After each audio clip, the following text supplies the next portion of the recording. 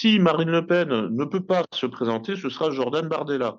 Bon, et il est très bien. Enfin, je veux dire, c'est quelqu'un qui est très doué pour parler. Hein, c'est un bon communicant, comme on dit. Hein, il est jeune, il est beau, il plaît aux femmes. Bon, voilà. Donc, on peut gagner. Enfin, je veux dire, le Rassemblement national peut gagner hein, avec Jordan Bardella, peut-être mieux encore qu'avec Marine Le Pen. Hein. Il y a des sondages hein, qui disent ça. Ça, bon, évidemment, ce serait une catastrophe pour les globalistes, c'est évident, et donc ils vont s'unir hein, contre le Rassemblement national. Mais le vrai risque, si vous voulez, c'est la révolution colorée, hein, comme en Ukraine. C'est-à-dire, le Rassemblement national gagne la présidentielle, et le soir même, c'est le chaos hein, et les émeutes hein, et la révolution.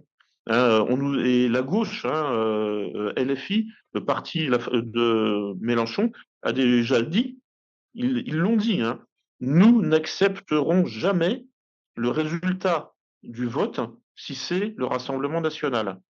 Donc en fait, ils nous l'ont dit. Hein, les réseaux Soros hein, sont déjà prêts à faire une color revolution, une révolution colorée en France sur le modèle ukrainien, hein, révolution orange. Hein, vous souvenez, hein, c'était en 2004, il y avait Yanukovych contre Yushchenko, et en fait, bon, donc le résultat, c'est Yanukovych qui gagne. Bon, bah voilà, révolution colorée. Hein, on a vu ça, ça fait plusieurs semaines hein, d'émeutes, hein, de bordel dans les rues. Et ensuite, troisième tour. Donc, et au troisième tour, c'est le candidat pro-américain, hein, Viktor Yushchenko, qui gagne. On a eu ça récemment aussi, là, en Roumanie. Enfin, voilà. Et puis, donc, le but étant, en fait, de faire un coup d'État, tout simplement. Hein, ce qu'on appelle révolution colorée, hein, c'est simplement un putsch, hein, un coup d'État.